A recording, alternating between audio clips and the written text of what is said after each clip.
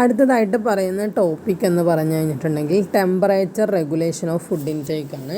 Food intake ചെയ്യുമ്പോഴുള്ള temperature regulation ഈ ഒരു എനർജി എക്സ്ചേഞ്ചിനെ റെഗുലേറ്റ് ചെയ്യുന്നത് പ്രധാനമായിട്ടും രണ്ട് ഹൈപ്പോത്തസിസ് വഴിയാണ്.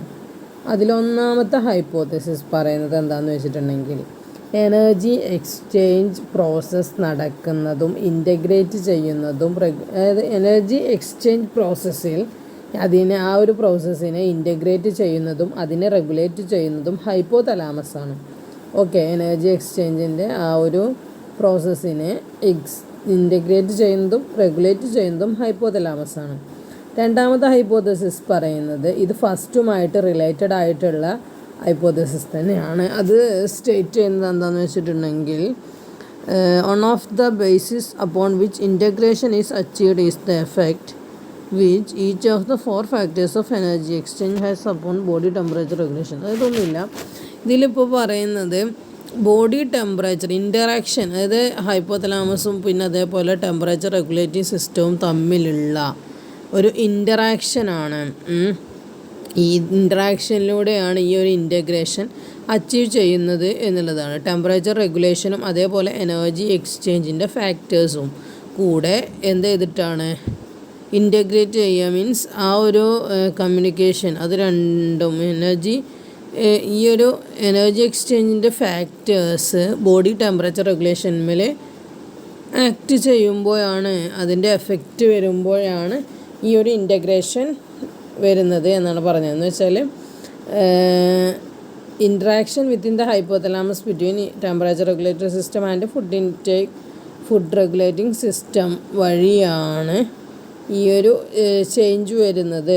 എന്താ പറയുക, നമ്മളിപ്പം ഫീഡിങ്ങിൻ്റെ കാര്യം എടുക്കുകയാണെന്നുണ്ടെങ്കിൽ ഒരു അനിമലെ കോൾഡിലേക്ക് എക്സ്പോസ് ചെയ്യുകയാണെന്നുണ്ടെങ്കിൽ അത് ഫീഡിങ് ഇൻക്രീസ് ചെയ്യും. അതേപോലെ അത് ഹീറ്റിലാണെന്നുണ്ടെങ്കിൽ കലോറിക് ഇൻടേക്ക് ഡിക്രീസ് ചെയ്യും. അങ്ങനൊരു ഇതുണ്ട്. അത് നിങ്ങൾക്ക് പിന്നെ വഴിയെ മനസ്സിലാവും.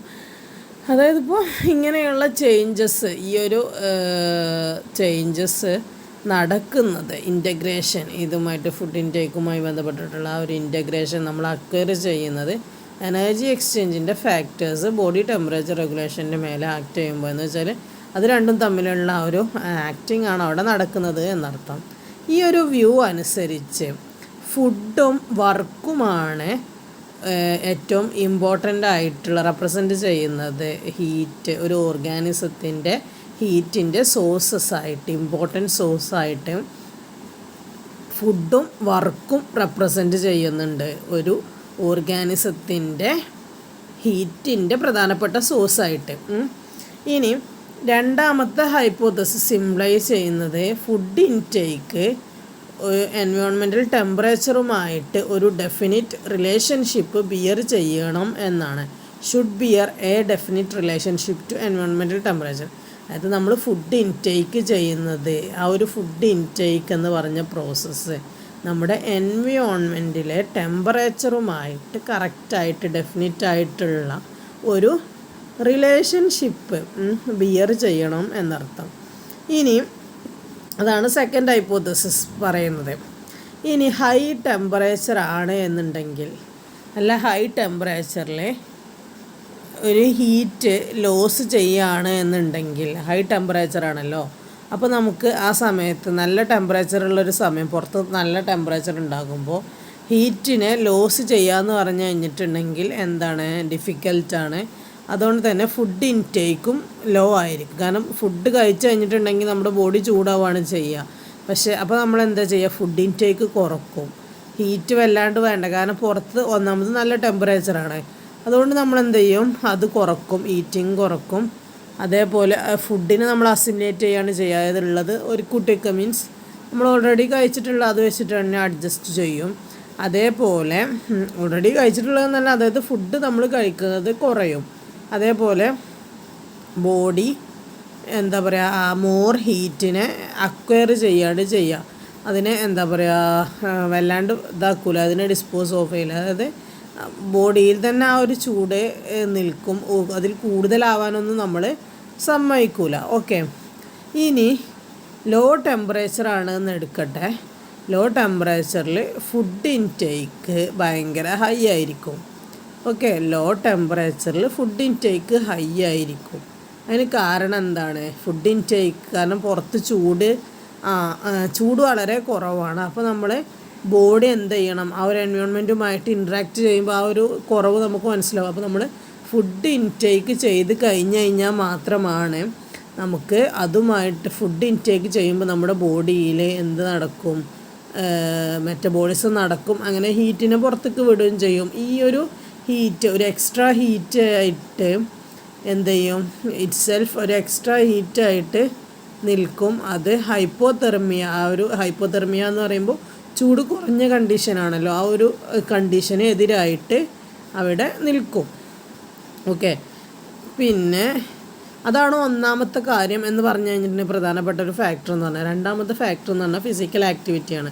നന്നായിട്ട് ഫിസിക്കൽ ആക്ടിവിറ്റി ഉണ്ടെന്നുണ്ടെങ്കിൽ അവിടെ എനർജി കൺസംഷൻ നന്നായിട്ട് നടക്കും. അത് എന്താ പറയുക, ഫുഡിനുള്ള വീണ്ടും നീഡിനെ ഇനീഷ്യേറ്റ് ചെയ്യും.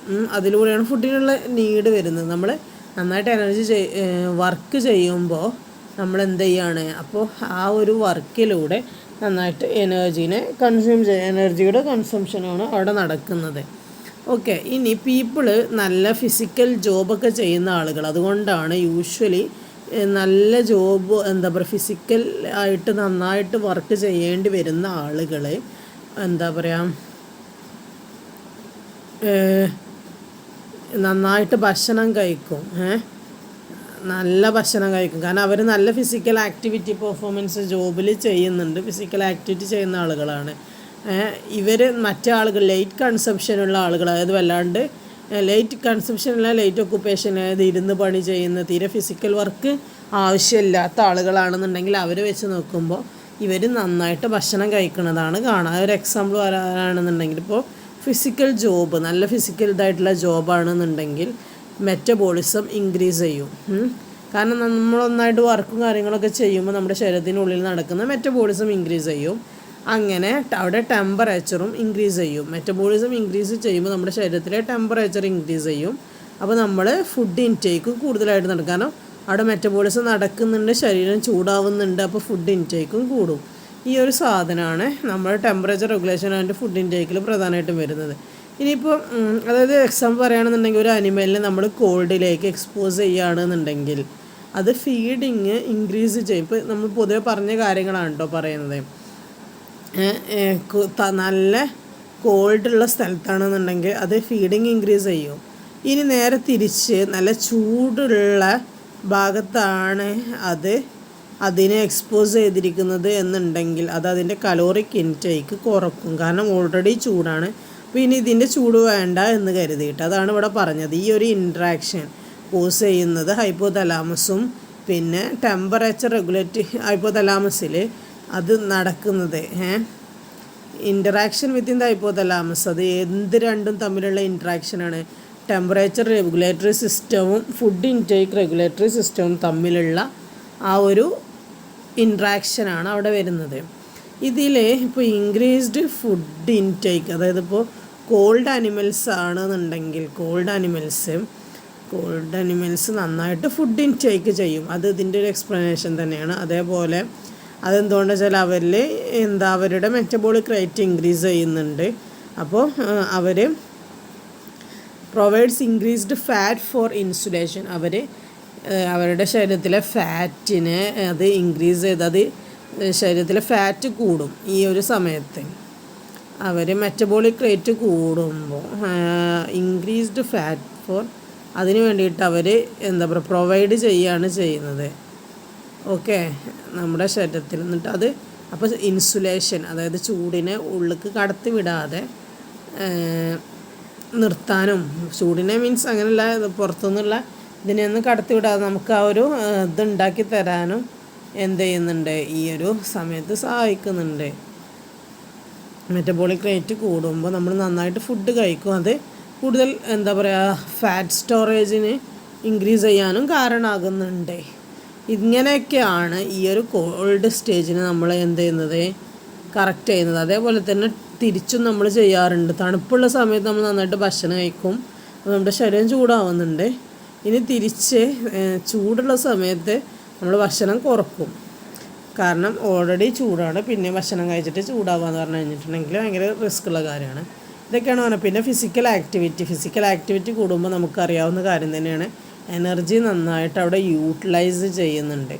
ഈ യൂട്ടിലൈസേഷൻ മനസ്സിലായല്ലോ, ഈ എനർജി നന്നായിട്ട് യൂട്ടിലൈസ് ചെയ്യുകയാണെന്നുണ്ടെങ്കിൽ നമുക്ക് വീണ്ടും എന്ത് ചെയ്യേണ്ടി വരും, ഭക്ഷണം കഴിക്കേണ്ടി വരും. അവിടെ മെറ്റബോളിക് റേറ്റ് കൂടുമ്പോൾ വീണ്ടും നമ്മുടെ ശരീരത്തിലെ എനർജി കുറയും. അപ്പോൾ നമുക്ക് വീണ്ടും ഭക്ഷണം കഴിക്കേണ്ടതായിട്ട് വരും. ഇത്രയും കാര്യങ്ങളൊക്കെയാണ് ഈ ഒരു ഭാഗത്ത് പറയാനുള്ളത്.